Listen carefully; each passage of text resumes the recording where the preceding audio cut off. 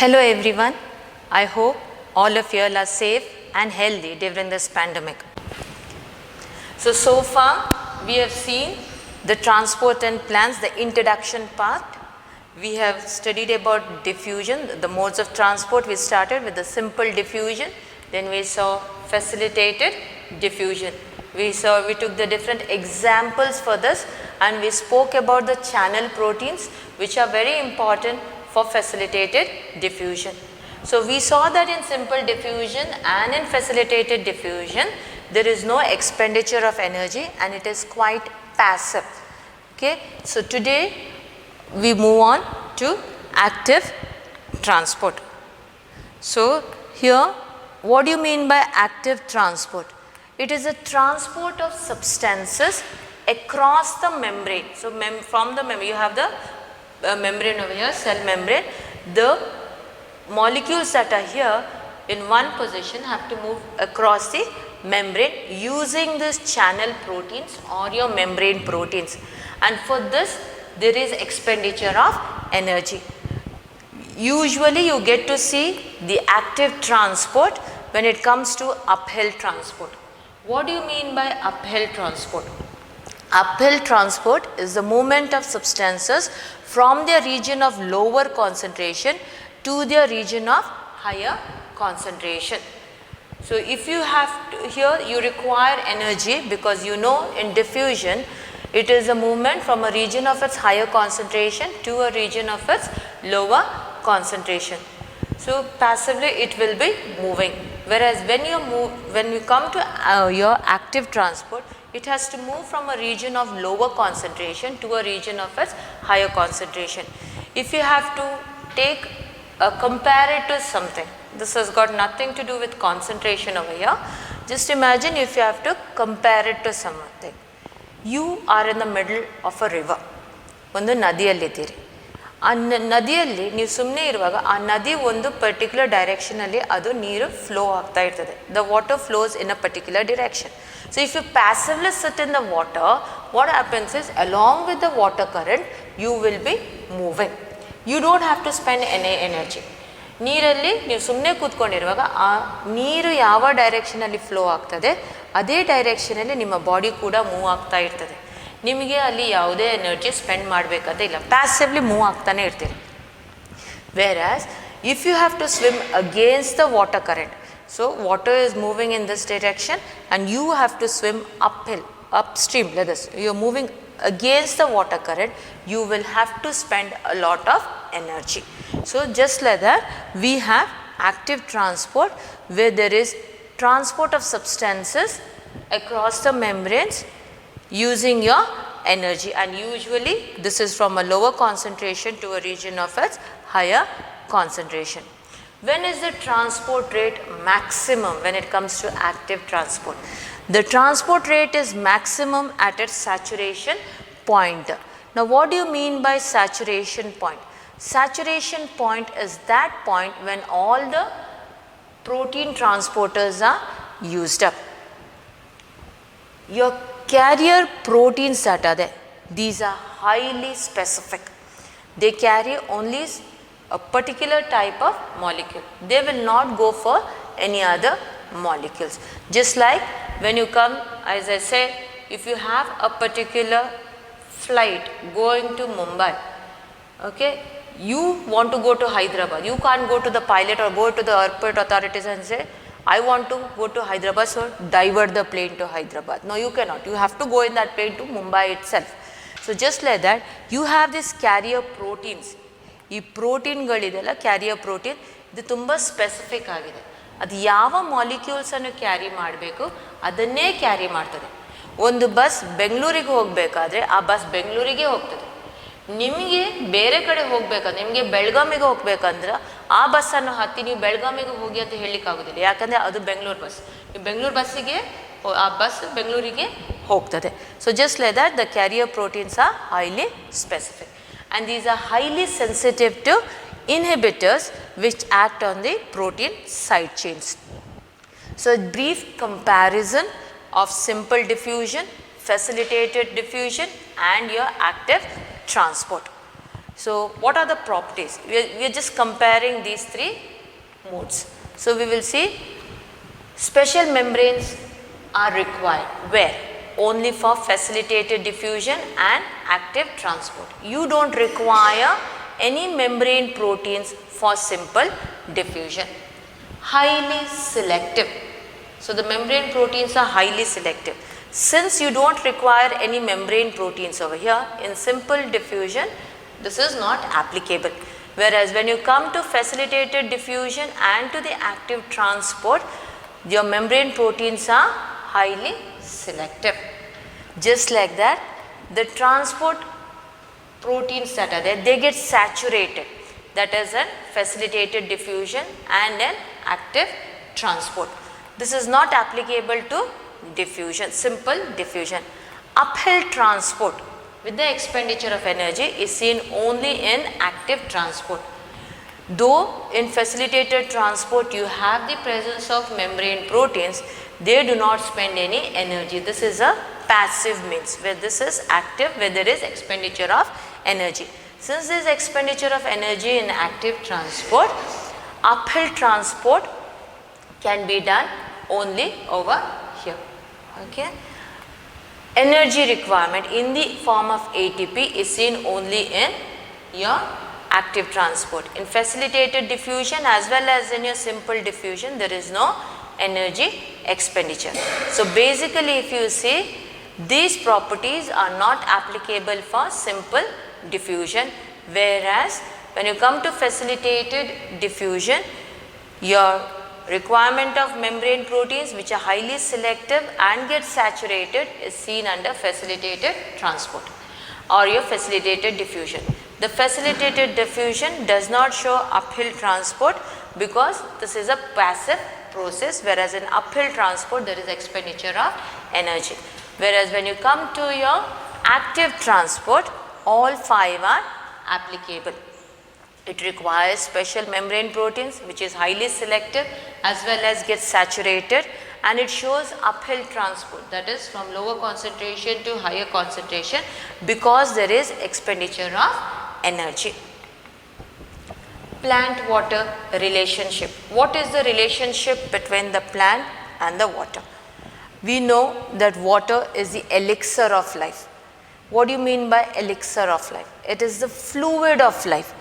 ನೀರಿಲ್ಲದೆ ಬದುಕಲಿಕ್ಕೆ ನಮಗೆ ಯೋಚನೆ ಮಾಡಲಿಕ್ಕೂ ಆಗೋದಿಲ್ಲ. ಗಿಡಗಳಿರಲಿ ಇಲ್ಲ ಪ್ರಾಣಿಗಳಿರಲಿ ಮನುಷ್ಯರಿರಲಿ, ನಮಗೆ ನೀರು ಬೇಕೇ ಬೇಕು. ನಾವು ಫೂಡ್ ಇಲ್ಲದೆ ಸ್ವಲ್ಪ ಸಮಯ ಆದರೂ ಬದುಕಬಹುದು, ಆದರೆ ನಮಗೆ ನೀರಿಲ್ಲದೆ ಬದುಕಲಿಕ್ಕೆ ತುಂಬ ಕಷ್ಟ ಆಗ್ತದೆ. ನೀರು ಬೇಕೇ ಬೇಕು, because water is the elixir of life. Now what is the role the water plays in the life of a plant? It is highly essential for the plants because all the physiological activities of the plant require water. So water plays a very major or very important role in your living organisms, including plants. The water, if you see, water forms a biological solvent. Okay? All chemical reaction occur in an aqueous medium within the organism, within the plant.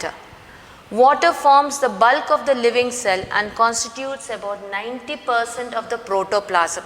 So here we have the cell, and within the cell we have your protoplasm, which includes your cytoplasm as well as your nucleoplasm. And 90% of this protoplasm is made up of water. Water is found in your fruits, it's found in your seeds, it's found in your plants. Okay? So if you take watermelon, the melons that are there, kallangadi, ಈ watermelon ಅನ್ನು ನಾವು ತಗೊಂಡ್ರೆ ಅದರಲ್ಲಿ 92% ನೀರಿದೆ. So in the watermelon or the melon we have 92% of water approximately.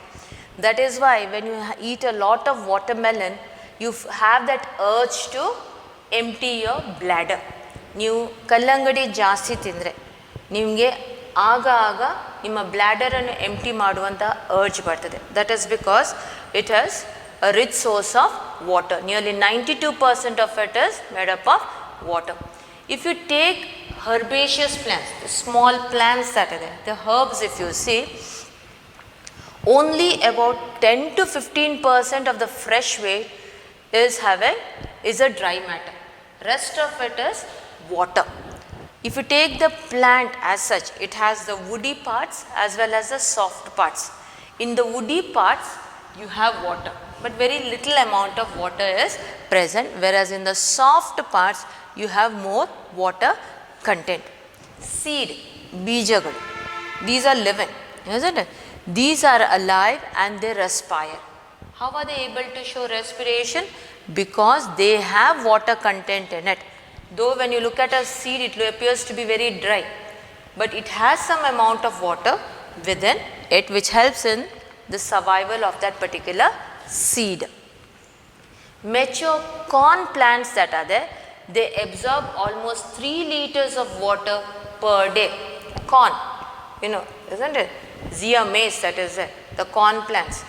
Now these corn plants absorb nearly 3 liters of water per day. So you can just imagine the size of the plant and the amount of water that it is absorbing. The mustard plant if you see, sasive gida, it absorbs water equal to its weight in 5 hours. So if the mustard plant is, say, hypothetical value I will give you 100 grams, okay, it will absorb so much of water within 5 hours. So ಆ body ವೆಯ್ಟಿಗೆ equal ಆಗಿರುವಂತಹ ನೀರಿನ ಅಂಶವನ್ನು ಆ ಸಾಸಿವೆ ಗಿಡ 5 ಗಂಟೆ ಒಳಗೆ ಅದನ್ನು ಹೀರ್ಕೊಳ್ತದೆ. Terrestrial plants take up large amount of water, but most of it is lost due to transpiration. ನೀವು ಈಗ ಎನ್ನಿಸ್ಬೋದು, ನಾನೀಗ ಒಂದು 4 ದಿನ ಮನೆಯಲ್ಲಿಲ್ಲ, ಓಕೆ, ನಾನು 4 ದಿನ ಮನೆಯಲ್ಲಿಲ್ಲ, ಗಿಡಗಳಿದೆ, ನಾನೀಗ ನೀರು ಹಾಕಿ ಹೋಗೋದಿದ್ರೆ ಗಿಡ ಸಾಯ್ತದೆ. ಅದಕ್ಕೆ ನಾನೇನು ಮಾಡ್ತೇವೆ, 4 ದಿನಕ್ಕೆ ಎಷ್ಟು ಬೇಕೋ ಅಷ್ಟು ನೀರನ್ನು ಹಾಕಿ ನಾನು ಹೋಗ್ತೇನೆ. ಆದರೆ ನೀವು ವಾಪಸ್ ಬರುವಾಗ, 4 ದಿನ ಬಿಟ್ಟು ಬರುವಾಗ ನಿಮ್ಮ ಗಿಡ ಬಾಡಿರ್ತದೆ. ಅಲ್ಲಿ ಯಾರು ಮಧ್ಯದಲ್ಲಿ ನೀರು ಹಾಕಲಿಲ್ಲ, ಗಿಡ ಬಾಡಿರ್ತದೆ. ಯಾಕೆ ಗಿಡ ಬಾಡಿರ್ತದೆ? ಯಾಕೆಂದರೆ ಅದು ನೀವು ಹಾಕಿದ ನೀರನ್ನು ಅದು ಹೀರ್ಕೊಳ್ತದೆ. ಆದಷ್ಟು ಅದಕ್ಕೆ ಎಷ್ಟು ಸಾಧ್ಯ ಅಷ್ಟು ಅದನ್ನು ಹೀರ್ಕೊಳ್ತದೆ. ಆದರೆ ಅಷ್ಟು ನೀರು ಅದರ ಬಾಡಿ ಒಳಗೆ ಅದು ರಿಟೇನ್ ಆಗೋದಿಲ್ಲ. ಇನ್ಸ್ಟೆಡ್ ಏನಾಗ್ತದೆ, ಅದು ಟ್ರಾನ್ಸ್ಪಿರೇಷನ್ ಮುಖಾಂತರ ಅಲ್ಲಿಂದ ಅದು ಹೊರಗೆ ವಾಪಸ್ ಅಟ್ಮಾಸ್ಫಿಯರಿಗೆ ಎಸ್ಕೇಪ್ ಆಗ್ತದೆ. So transpiration takes place. It is just like, imagine you are going somewhere and you don't want to carry a water bottle. ನಿಮಗೆ ನಿಮ್ಮ ನೀರಿನ ಬಾಟ್ಲಿ ಇಟ್ಕೊಂಡು ಹೋಗಲಿಕ್ಕೆ ಬೇಡ. So what do you do? ನನಗೀಗ ಬೆಳಿಗ್ಗೆ ಹೋಗ್ತೇನೆ, ಸಂಜೆ ತನಕ ಬರ್ತೇನೆ, ಅದಕ್ಕೆ ನಾನು ಬೆಳಿಗ್ಗೆಯಿಂದ ಸಂಜೆ ಎಷ್ಟು ನೀರು ಕುಡಿಬೇಕು ನಾನು ಈಗನೇ ಕುಡಿತೇನೆ ಅಂತ. ಯಾಕೆ? ನನಗೆ ನೀರಿನ ಬಾಟ್ಲಿ ಇಟ್ಕೊಂಡು ಹೋಗಲಿಕ್ಕೆ ಬೇಡ. ಏನಾಗ್ತದೆ ಅದರ ನಂತರ? ನೀವು ಅಷ್ಟೂ ನೀರು ಕುಡಿದ್ರೂ ಕೂಡ ಅದು ನಿಮ್ಮ ಬಾಡಿಯಿಂದ ಅದು ಹೊರಗೆ ಹೋಗ್ತದೆ. ನೀವು ಎನಿಸಿದೆ ಅಂತ ಸಂಜೆ ತನಕ ಚಂದ ಮಾಡಿ ನಿಮ್ಮ ಬಾಡಿಯಲ್ಲಿ ಸ್ಟೋರ್ ಮಾಡಿ ಇಡ್ತೀರ ಅಂತ. ಆದರೆ ನಮ್ಮ ನ್ಯಾಚುರಲ್ ಫಿನಾಮಿನದಿಂದ, ನಮ್ಮ ನ್ಯಾಚುರಲ್ ಫಿಸಿಯಾಲಜಿಯಿಂದ ಏನಾಗ್ತದೆ, ಆ ಎಕ್ಸೆಸ್ ವಾಟರ್ ನೀವು ತಗೊಂಡಿದ್ದು ಬಾಡಿಯಿಂದ ಹೊರಗೆ ಹೋಗ್ತದೆ. ಸೊ ಅದೇ ರೀತಿ ಪ್ಲ್ಯಾಂಟಲ್ಲಿ ಕೂಡ ನೀವು ಒಂದು ಏನು ಮಾಡ್ತೀರಿ, ಪ್ಲ್ಯಾಂಟಿಗೆ ನೀರು ಹಾಕಿದ್ರು ಕೂಡ, ನೀವು ಎಷ್ಟು ನೀರು ಹಾಕಿದ್ರು, ನೀವು ಎನಿಸ್ಬೋದು ಇಷ್ಟು ಮಳೆ ಬಂದಿದೆ, ಇಷ್ಟು ಮಳೆ ಬಂದ ಮೇಲೆ ನಾನು ಯಾಕೆ ಗಿಡಕ್ಕೆ ನೀರು ಹಾಕಬೇಕು, ಸಮ್ಮರಲ್ಲಿ ನಾನು ನೀರು ಹಾಕಬೇಕಾದಿಲ್ಲ, ಯಾಕಂದರೆ ಮಳೆಗಾಲದ ಬೇಕಾದಷ್ಟು ನೀರು ಬಂದಿದೆ. ಆದರೆ ಇದು ಏನಾಗ್ತದೆ ಅಂದರೆ, ಆ ತಗೊಂಡಂತಹ ಲಾರ್ಜ್ ಅಮೌಂಟ್ ಆಫ್ ವಾಟರ್, ಆ ಟೆರಿಸ್ಟ್ರಿಯಲ್ ಪ್ಲಾಂಟ್ಸ್ ಏನೆಲ್ಲ ನೀರು ತಗೊಂಡಿದ್ದಾರೆ ಅದೆಲ್ಲ ಏನಾಗ್ತದೆ, ಟ್ರಾನ್ಸ್ಫರ್ ಆಗಿ ಅದರ ಬಾಡಿಯಿಂದ ಅದು ಹೊರಗೆ ಹೋಗ್ತದೆ. So what is transpiration? Transpiration is the loss of water in the form of water vapor from the aerial parts of the plant. So ಆ ಪ್ಲ್ಯಾಂಟ್ ಇದು ಏರಿಯಲ್ ಪಾರ್ಟ್ಸಿಂದ, ಅದು ಮೇಯ್ನ್ಲಿ ಸ್ಟೊಮ್ಯಾಟೋದಿಂದ ಆಗುವಂಥದ್ದು, ಅದ್ರ ಜೊತೆ ಲೆಂಟಿಸೆಲ್ಸಿಂದ ಕೂಡ ಆಗ್ತಾಯಿದೆ, ಕ್ಯೂಟಿಕಲಿಂದ ಕೂಡ, ಬ್ರೋಕನ್ ಕ್ಯೂಟಿಕಲಿಂದ ಕೂಡ ಆಗ್ತದೆ, ಆಸ್ ವೆಲ್ ಆಸ್ ಬಾಕಿಂದ ಕೂಡ ಆಗ್ತದೆ. ಆದರೆ major amount of transpiration takes place to your stomata. So transpiration is the loss of water in the form of water vapor from the aerial parts of the plant. So water is the limiting factor for plant growth and productivity. Plants perform all their vital functions in water. You take your bryophytes, isn't it? They are known as your amphibians of the plant kingdom. They require water to complete their life cycle. They require water. So Plants perform all their vital functions in water. Water forms medium of transport in both xylem and phloem. So xylem and phloem are the vascular tissues of the plant. They are the vasculature, where xylem is the water conducting tissue and phloem is the food conducting tissue.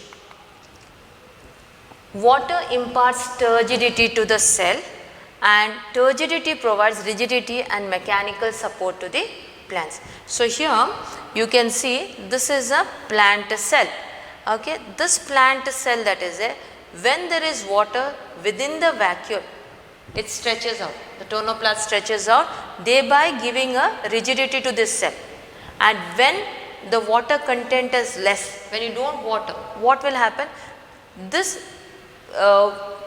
cell sap that is there, this vacuole that is there, it loses water and it becomes flaccid. So in the flaccid condition, it appears, you can make out when you look at the plant, when you see, when you have a well watered plant, the plant look very happy, isn't it? Looks very happy, content, nicely blooming and everything. When you don't water the plant, what will happen? They start fading away, they start withering away, ಬಾಡಲಿಕ್ಕೆ ಶುರು ಆಗ್ತದೆ. So ಆ ನೀರಿನ ಅಂಶ ಆ ಗಿಡವನ್ನು ಆ rigidity, ಆ mechanical ಸಪೋರ್ಟಿಗೆ ತುಂಬ important. So turgidity of the cell is mainly due to your water.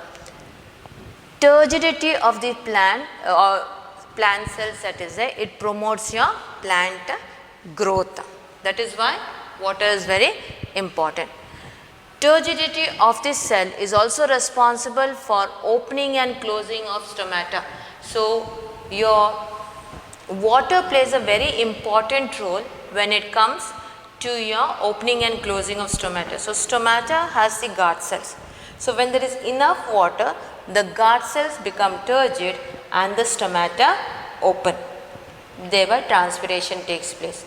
And when there is less amount of water, what will happen? The guard cells will become flaccid and the stomatal aperture will close. So water plays a very important role in the turgidity of the cell, which in turn is responsible for opening and closing of stomata. Water is a medium through which roots absorb mineral nutrients as well as organic molecules. So you will be adding to your plants, along with the water, you will be adding certain nutrients. Okay, you add your NPKs, which is very important. ಈಗ ಗಿಡಗಳಿಗೆ ನಾವೇನು ಮಾಡ್ತೇವೆ, ನಾವು ಕೆಲವು ಹಿಂಡಿಗಳನ್ನು ಹಾಕ್ತೇವೆ, ಬೇವಿನ ಹಿಂಡಿ ಹಾಕ್ತೇವೆ, ಕಡಲೆ ಹಿಂಡಿ ಹಾಕ್ತೇವೆ. ಈ ಹಿಂಡಿಯನ್ನು ಹಾಕ್ತೇವೆ ಯಾಕೆ? ಗಿಡ ಚಂದ ಮಾಡಿ ಬೆಳಿಬೇಕು ಅಂತ. ನೀವು ಸುಮ್ಮನೆ ಹಾಕಿ ಹೋದರೆ ಅದು ಆಗೋದಿಲ್ಲ. ನೀವು ಅದಕ್ಕೆ ಇನಫ್ ವಾಟರ್ ಹಾಕ್ತೇವೆ. ಯಾಕೆಂದರೆ ಆ ಗಿಡದ ರೂಟ್ಸ್, ಬೇರುಗಳು ಈ ನೀವು ಹಾಕಿರುವಂತಹ ನ್ಯೂಟ್ರಿಯೆಂಟ್ಸನ್ನು ಎಬ್ಸಾರ್ಬ್ ಮಾಡಬೇಕಾದ್ರೆ ನೀರು ಬೇಕೇ ಬೇಕು. ಅದು ನೀರಿನ ಜೊತೆನೇ ಆ ನ್ಯೂಟ್ರಿಯೆಂಟ್ಸ್ ಪ್ಲ್ಯಾಂಟಿನ ರೂಟ್ಸ್ ಅದನ್ನು ಎಬ್ಸಾರ್ಬ್ ಮಾಡ್ತದೆ. So water plays a very important role in absorption of mineral nutrients as well as your organic molecules. Water is the donor of protons and electrons which play an important role in photosynthesis. Photosynthesis ನಮ್ಮ ದ್ವಿತೀಯ ಸಂಶ್ಲೇಷಣೆ process ನಮ್ಮ ಗಿಡಗಳಲ್ಲಿ ಆಗುವಂಥದ್ದು. ಅದು ಏನು ಮಾಡ್ತದೆ? ಆ ಫೂಡನ್ನು synthesise ಮಾಡ್ತದೆ, ಎಲೆಗಳು. ಅದಕ್ಕೆ ವಾಟರ್ ವೆರಿ ಇಂಪಾರ್ಟೆಂಟ್, ಬಿಕಾಸ್ ನಮ್ಮ ಈ ವಾಟರ್ ಏನು ಮಾಡ್ತದೆ? ಪ್ರೋಟಾನ್ಸ್ ಆ್ಯಂಡ್ ಎಲೆಕ್ಟ್ರಾನ್ಸನ್ನು ಅದು ಡೊನೇಟ್ ಮಾಡ್ತದೆ. Water is the reactant in respiration. Transpiration helps in maintaining surface temperature of the leaf. So leaf surface ಅನ್ನು ಅದು ತುಂಬ ಕೂಲಾಗಿ ಇರ್ತದೆ. ನೀವು ಈಗ ತುಂಬ ಬಿಸಿಲಿರುವಾಗ ನೀವು ನೆರಳಿರುವ ಜಾಗಕ್ಕೆ ಹೋಗ್ತೀರಿ. ಆ ನೆರಳಿರುವ ಜಾಗಕ್ಕೆ, ಅಂದರೆ ಮರ ಇರುವ ಜಾಗಕ್ಕೆ ಹೋದರೆ ಏನಾಗ್ತದೆ? ನಿಮಗೆ ಅಲ್ಲಿ ನೆರಳಿದೆ, ನೆರಳು ಸಿಗ್ತದೆ, ಆಸ್ ವೆಲ್ ಎಸ್ ಸ್ವಲ್ಪ ತಂಪಿರ್ತದೆ. ಆ ಮರದ ಆಚೆ ಇರುವ ಕಿಂತ ಆ ಮರದ ಕೆಳಗೇನೆ ಇರುವಾಗ ನಿಮಗೆ ಸ್ವಲ್ಪ ತಂಪು ಫೀಲ್ ಆಗ್ತದೆ. ಓಕೆ, ಹಾಗೆ ನೆರಳಿಗಾಗಿ ನೀವು ಯಾವಾದರೂ ಬಿಲ್ಡಿಂಗಿನ ಕೆಳಗೆ ಹೋಗಿ, ಸ್ಲ್ಯಾಬಿನ ಕೆಳಗೆ ಹೋಗಿ ನಿಂತರೆ ನಿಮಗೆ ನೆರಳು ಸಿಗ್ತದೆ, ಆದರೆ ನಿಮ್ಮ ಬಾಡಿಗೆ ಆ ತಂಪು ಸಿಗೋದಿಲ್ಲ. ದಿಸ್ ಈಸ್ ಮೇನ್ಲಿ ಬಿಕಾಸ್ ಆ ಗಿಡ ಎಲ್ಲಿದೆ, ಆ ಮರ ಎಲ್ಲಿದೆ, ಅಲ್ಲಿ ಟ್ರಾನ್ಸ್ಫರ್ ಆಗುವಾಗ ಆ ನೀರು ಅಲ್ಲೇ ಇರ್ತದೆ. ಇಮ್ಯಾಜಿನ್, ನಮ್ಮ ಈ ಗಿಡ ಇದೆ, ಇಲ್ಲಿ ಒಂದು ಮರ ಇದೆ, ಇಲ್ಲಿ ಟ್ರಾನ್ಸ್ಪಿರೇಷನ್ ಆಗ್ತಾ ಇದೆ. ಈ ಟ್ರಾನ್ಸ್ಪಿರೇಷನ್ ಆಗದ ನೀರು ಇದರ ಸುತ್ತ ಇರ್ತದೆ. ಅದು ಇದರ ಸುತ್ತಿರೋದ್ರಿಂದ ನೀವು ಇಲ್ಲಿ ಇದ್ದಾಗ ಏನಾಗ್ತದೆ, ನಿಮಗೆ ಇಲ್ಲಿ ತಂಪು ಎನಿಸ್ತದೆ. You feel very cool over there. Okay. Plant cells elongate during growth due to absorption of water. So water ಇರೋದ್ರಿಂದನೇ ಆ ಸೆಲ್ಲಿನ ಇಲಾಂಗೇಷನ್ ಆಗ್ತದೆ ಆಸ್ ವೆಲ್ ಆಸ್ ಗ್ರೋತ್ ಅನ್ನು ನಾವು ನೋಡ್ತೇವೆ. The changes in water content of the cells are responsible for movements of plant parts. We call them as the tropic movements. We have the different tropic movements that are taking place. Very simple example, if you take, you can see the touch me not, Mimosa pudica, ನಾಚಿಕೆ ಮುಳ್ಳು. ಈ ನಾಚಿಕೆ ಮುಳ್ಳು ಏನಾಗ್ತದೆ, ಅದು ಅದೃಷ್ಟಕ್ಕೆ open ಆಗಿರ್ತದೆ. ನೀವು ಹೋಗಿ ಅದನ್ನು ಟಚ್ ಮಾಡಿದ ಕೂಡಲೇ, ಮೆಲ್ಲ ಅದಕ್ಕೆ ಟಚ್ ಮಾಡಿದ ಕೂಡಲೇ ಏನಾಗ್ತದೆ, ಅದು ಕ್ಲೋಸ್ ಆಗ್ತದೆ. ಇದನ್ನು touch me not will just close, the leaves will just close. Now this is mainly because of the water. Not only that, even your insectivorous plants that are there, their movements also, if you see, it is mainly with respect to water. Water plays a very important role over there. And you can also see, when a plant is well watered, it will be blooming. All the leaves, the flowers, everything look very fresh. Whereas the moment you stop watering the plants, they start withering. Adu baadlikke shuru aagtade. So water plays a very important role over here. Water is very crucial for the germination of seeds. ಒಂದು seed germinate ಆಗಬೇಕಾದ್ರೆ, ಮೊಳಕೆ ಬರಬೇಕಾದ್ರೆ ನೀರು ಬೇಕೇ ಬೇಕು. ಇನ್ನು ನೀವು ಎನಿಸ್ಬೋದು, ನೀರು ಯಾಕೆ ಬೇಕು, ನೀರಿಲ್ಲದೆ ಅದು ಜರ್ಮಿನೇಟ್ ಆಗೋದಿಲ್ವ? ಹಾಗಿದ್ರೆ ನಿಮ್ಮ ಮನೆಯ ಒಳಗೆ ಫುಲ್ ಗಿಡನೇ ಇರಬೇಕಿದೆ. ನಿಮಗೆ ಬೇರೆ ಬೇರೆ ಕಾಳುಗಳಿರ್ತದೆ ಮನೆಯಲ್ಲಿ, ಕಡಲೆ, ಆ ಕಾಳು, ಈ ಕಾಳು, ಬಟಾಣಿ ಕಾಳು ಅಂತ ಸುಮಾರು ಕಾಳುಗಳಿರ್ತದೆ. ನೀವು ಅದನ್ನು ಒಂದು ಡಬ್ಬಿಯಲ್ಲಿ ಹಾಕಿರ್ತೀರಿ, ಅದು ಮೊಳಕೆ ಬರುವುದಿಲ್ಲ. ಅದು ಮೊಳಕೆ ಬರಬೇಕಾದ್ರೆ ನೀವೇನು ಮಾಡ್ತೀರಿ, ಅದನ್ನು ನೀರಲ್ಲಿ ಹಾಕಿ ಇಡ್ತೀರಿ. ಅದು ನೀರನ್ನು ಇಂಬೈಬ್ ಮಾಡಿದ ಮೇಲೆ ಅದೇನು ಮಾಡ್ತದೆ, ಅದು ಮೊಳಕೆ ಬರಲಿಕ್ಕೆ ಸ್ಟಾರ್ಟ್ ಆಗ್ತದೆ. So if a seed has to germinate, water plays a very important role over there. So we move on to water potential. What do you mean by water potential? We know that water is very important for the plant. Okay, the plant water relationship is a very strong relationship. We know that it is very, very important. So we will see water potential. What do you mean by water potential?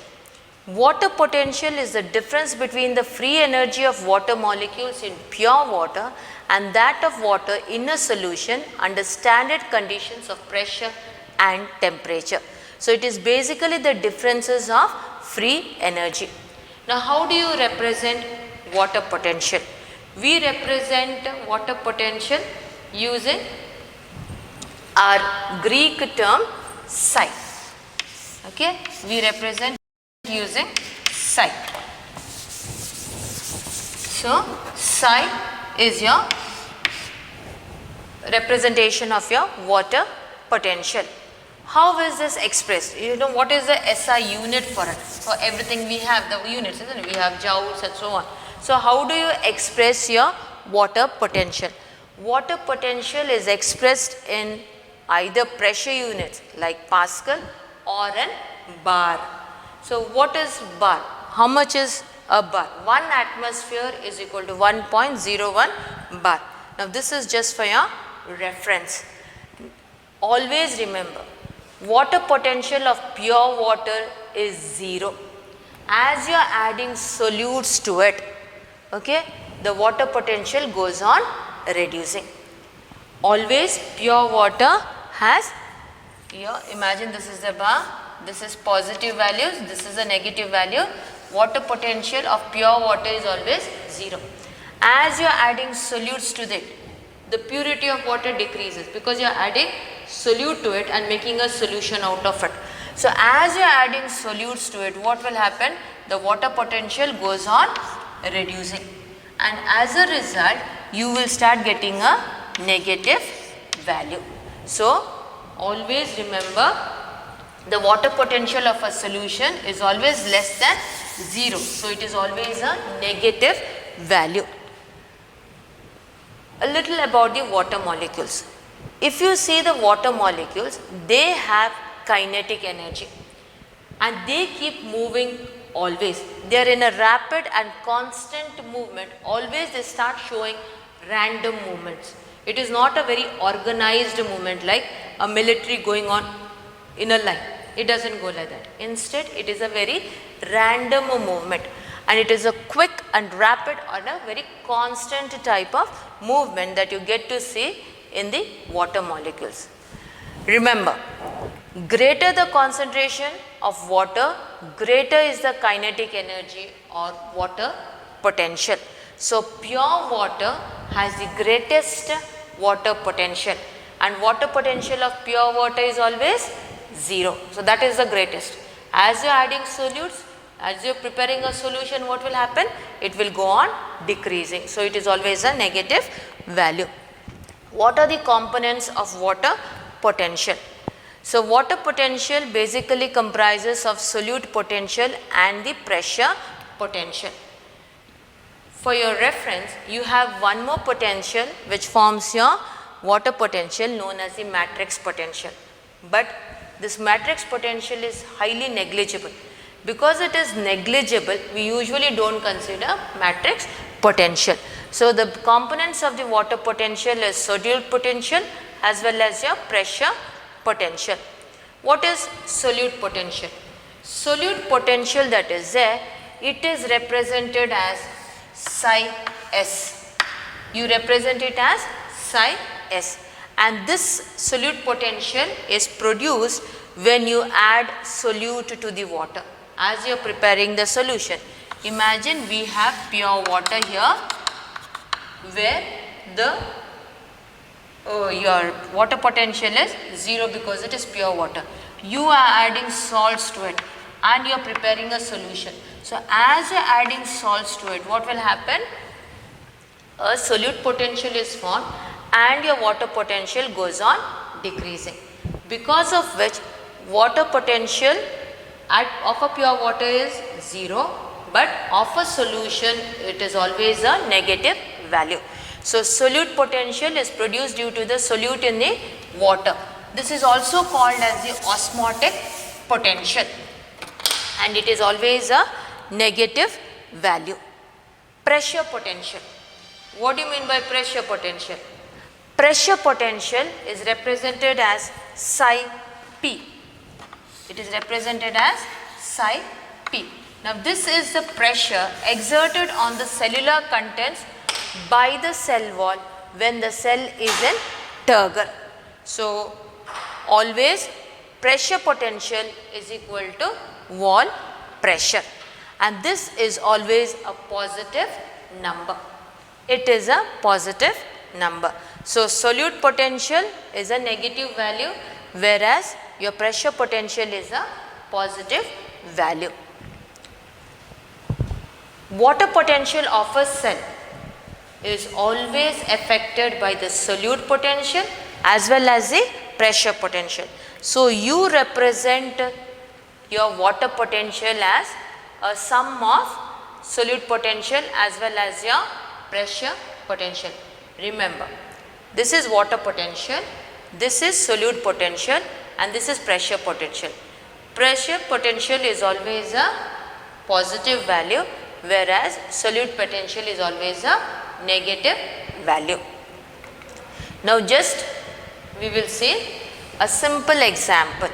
Now, this is just to make you understand. Imagine we have two solutions.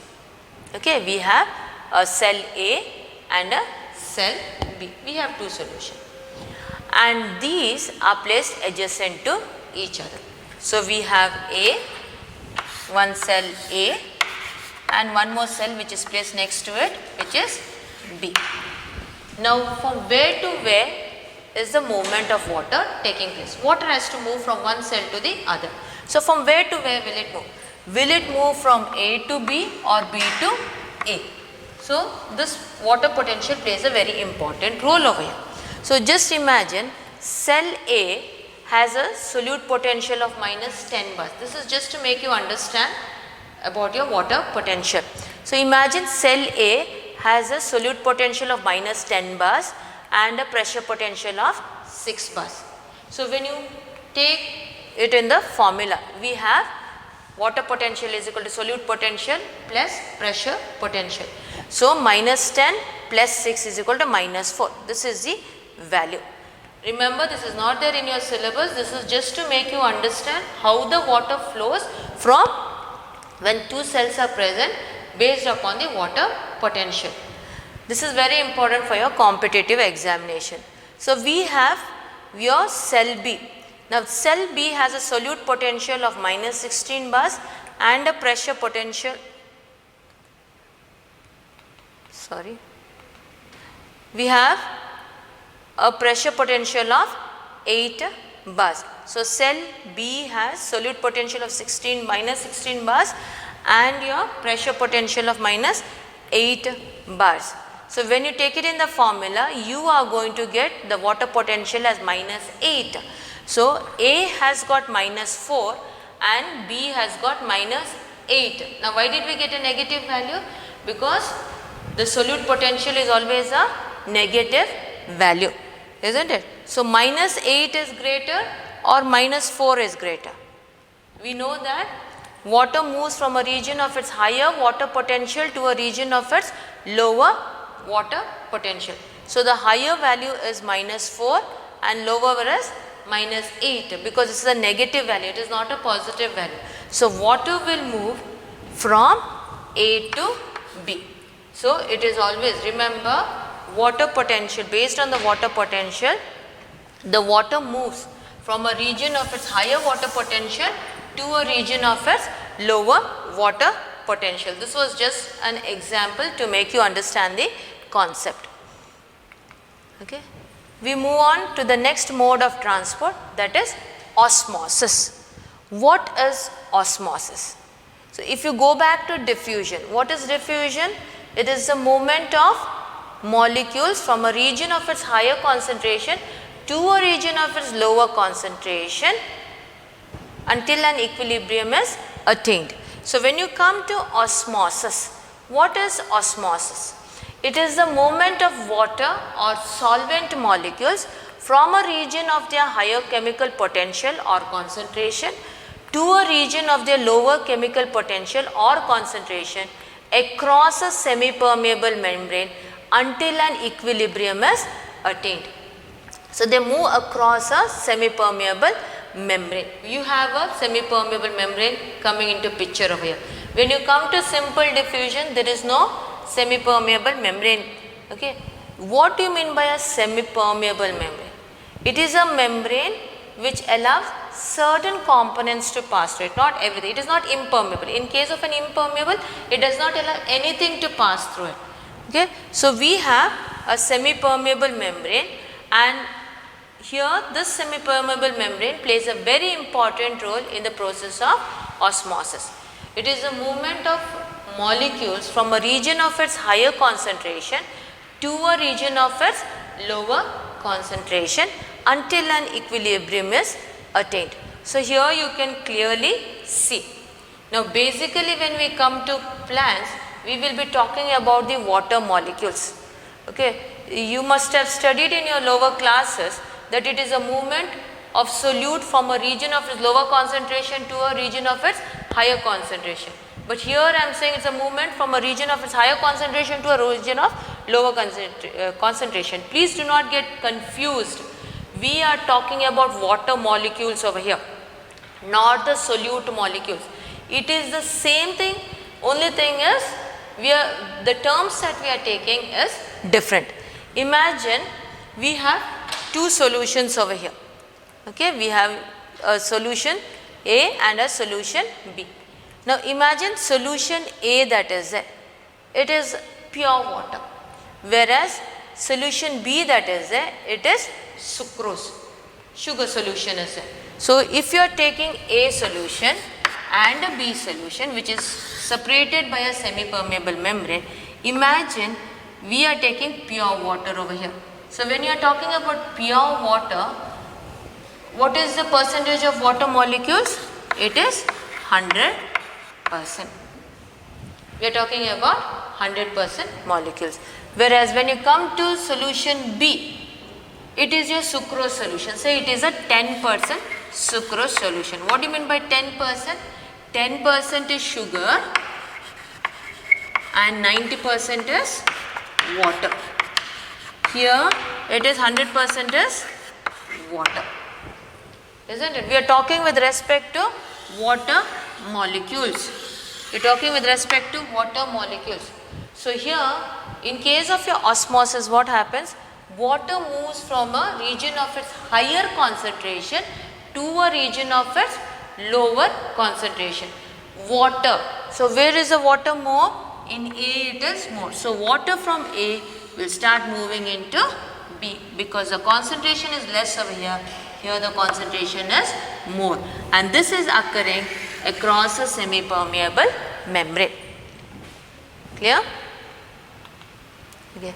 So osmosis occurs spontaneously to a driving force. The net direction and the rate of osmosis basically depends upon your pressure gradient as well as your concentration gradient. So here in this image, if you can see, we have the solution which is separated by a semi-permeable membrane, and here if you see, okay, water molecules, with respect to water molecules, if you see, you have more amount of water molecules here and less amount of water molecules here, because this is a solution. Okay. So what happens according to osmosis? The movement of water molecules from a region of its higher concentration to a region of its lower concentration. So the water from this will start moving towards this area, because here the concentration of water is less, and here you can see the water has reduced over here, whereas here the water has increased. So until an equilibrium is attained, what will happen? The water will move from a region of its higher concentration to a region of its lower concentration across a semi-permeable membrane. What are the examples of your semi-permeable membrane? We have different examples for a semi-permeable membrane. We have the egg membrane, which is a very common type of semi-permeable membrane. We have the cell membrane or the plasma membrane, the tonoplast, which is a membrane which will be surrounding your vacuole, as some of the examples of some of the examples of your semi-permeable membrane. So we have the semi-permeable membrane in an egg, and we want to separate out this semi-permeable membrane. How will you separate out? It's a very simple process. What is done is, the egg, you take the egg, make a small hole on the top and remove all the content that is there, the albumin, the white part, as well as the yolk you are going to separate out. You are going to take it out and just keep the shell. This shell on the inside, it will be having your egg membrane, which is a semi-permeable membrane. Next, what you will do is, you take these shells and then you will put it in a beaker containing dilute hydrochloric acid for a few hours. The shell that is there, the egg shell that is there, it will start dissolving in your dilute hydrochloric acid, and it will leave back only the membrane. So the egg membrane will remain back. You are able to isolate it this way. So here you can see a picture wherein you can see your plasma membrane with your lipid bilayer, and you have your proteins over here, the channel proteins through which the water will be entering the cell. So when you come to your solutions, your water or your solution, any solution, basically we have three types of solution, and those are your isotonic solution, we have hypotonic solution, and the third type is hypertonic solution. So you have isotonic, hypotonic and hypertonic solution. Now we are talking about the tonicity of these solutions with respect to the cell sap. So we have the cell with the vacuole, and within the vacuole we have the cell sap. So we are talking about these three types of solutions based on the concentration of the cell sap. So based on that we have isotonic solution, hypotonic solution and your hypertonic solution. We will see what are these. These three types of solution play a very important role in osmosis. So here an isotonic solution. When do you call a solution as an isotonic solution? So when a living cell is placed in a solution that has a solute concentration equal to that of the cell sap. So the concentration of the solution is same as that of the cell sap, then it is known as an isotonic solution. So here there is no movement of water molecules because it is the same. So imagine this is your cell and you have placed this cell within a solution. Clear? If this solution is say 90%, it's a hypothetical value I am giving. Imagine this is 90% and the cell sap concentration is also 90%. Then the concentration is same. Since the concentration is same, water will neither enter into the cell nor will it come out because it is the same. There is no net movement of the water molecules. So this is known as your isotonic solution. Next we have a hypertonic solution. What do you mean by hypertonic solution? If the outer solution, which is the outer solution, the solution in which you have placed the cell, if the outer solution has greater solute concentration than that of the cell, that is of the cell sap, then it is called as a hypertonic solution. So here we have the beaker with the hypertonic solution and in this you have placed the cell. Okay, you have placed the cell. Now this solution's concentration is more than the concentration of your cell sap. Say this is 90%, this is 80%. Okay. So water molecule concentration, we are talking about the solute concentration, here it is 90%, here it is 80%. So that means here you have 20% of water and only 10% of water over here. So what will happen is the water from the cell, from inside the cell, it will start moving out. From the cell it will start moving out. So as it is moving out, the cell starts becoming flaccid. Okay, the cell will start becoming flaccid. The third type of solution that we have is a hypotonic solution. Hypo, less. So here, if the concentration of the solution in which the cell is placed is less than that of the cell, then the solution is said to be hypotonic. So here imagine this is 90% and this is 80%. So what will happen? Here this is the solute concentration is 80%, this is 90%. That means the water is only 10 over here, whereas here water is 20. So the water from the solution tends to move inside the cell.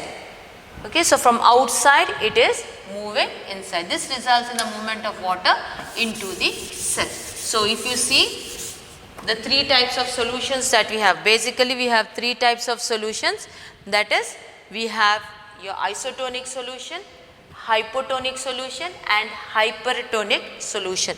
So here in the first picture you can see, first example, the cell is expanding. When the cell is placed within a beaker containing a solution, this cell is expanding. What is it indicating? It is indicating that the water in the surroundings is entering into the cell.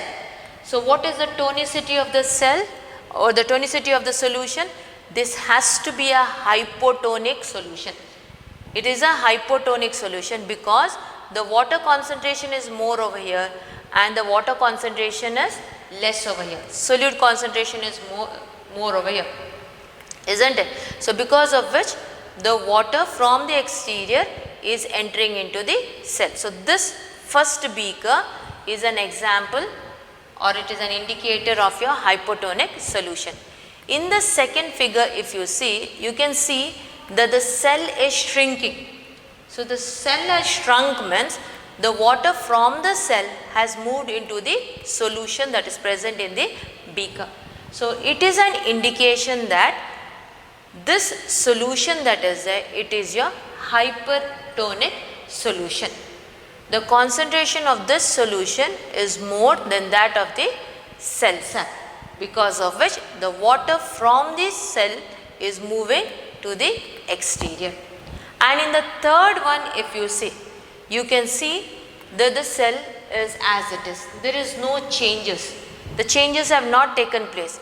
Okay, the cell is still normal, indicating that the concentration of the cell sap over here and that of the surrounding solution is the same, because of which there is no net entry or exit of the water molecules into the cell.